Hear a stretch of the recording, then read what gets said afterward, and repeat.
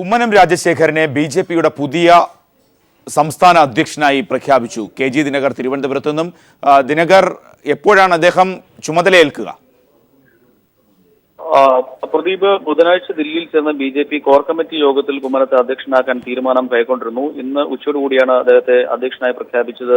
ദേശീയ അധ്യക്ഷൻ അമിത് ഷാ പ്രഖ്യാപിച്ചത്. 5:30 അദ്ദേഹം തിരുവനന്തപുരം വിമാനത്താവളത്തിൽ എത്തിച്ചേരും. അവിടെ ബി.ജെ.പി പ്രവർത്തകർ അദ്ദേഹത്തിന് സ്വീകരണം നൽകും.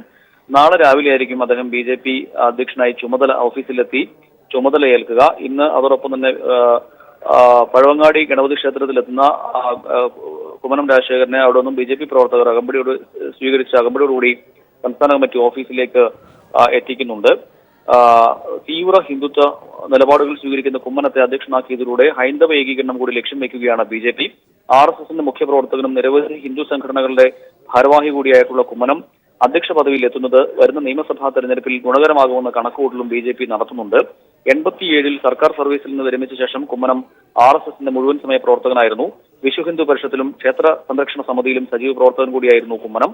അതേസമയം പ്രാഥമിക അംഗത്വമോ സാധാരണ പ്രവർത്തകനായി ബി.ജെ.പിയിൽ പ്രവർത്തിച്ചുള്ള പാരമ്പര്യമോ ഇല്ലാത്ത വ്യക്തിയെ സംസ്ഥാന അധ്യക്ഷനാക്കിയതിൽ ഒരു വിഭാഗം സംസ്ഥാന നേതാക്കൾക്കിടയിൽ അമർഷമുണ്ട്.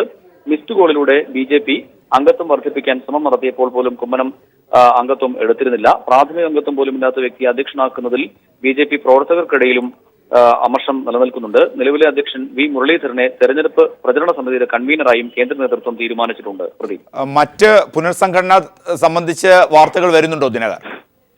തീർച്ചയായും പ്രദീപ്, കുമ്മനം രാജശേഖരൻ സംസ്ഥാന അധ്യക്ഷനായി ചുമതലയേറ്റ ശേഷം ബി.ജെ.പി സംസ്ഥാന സമിതിയിൽ പുനഃസംഘടന ഉണ്ടാകും എന്നാണ് നമുക്ക് മനസ്സിലാക്കാൻ കഴിയുന്നത്. കുമ്മനം രാജശേഖരന് താല്പര്യമുള്ള RSSൽ ഉൾപ്പെടെയുള്ള ആളുകളെ ബി.ജെ.പി നേതൃത്വത്തിലേക്ക് കൊണ്ടുവരാനുള്ള നീക്കവും നടക്കുന്നുണ്ട്.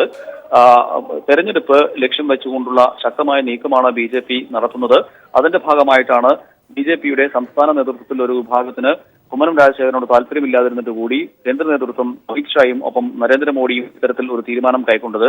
തീവ്ര ഹിന്ദുത്വ നിലപാടുകൾ സ്വീകരിച്ച് മുന്നോട്ട് പോവുക എന്ന വ്യക്തമായ നിലപാട് തന്നെയാണ് കുമ്മനം രാജശേഖരനെ അധ്യക്ഷനാക്കിയതിലൂടെ നമുക്ക് മനസ്സിലാക്കാൻ കഴിയുകയും ചെയ്യുന്നത്. പ്രദീപ്, കെ.ജി. ദിനകർ തിരുവനന്തപുരത്ത് നിന്ന്.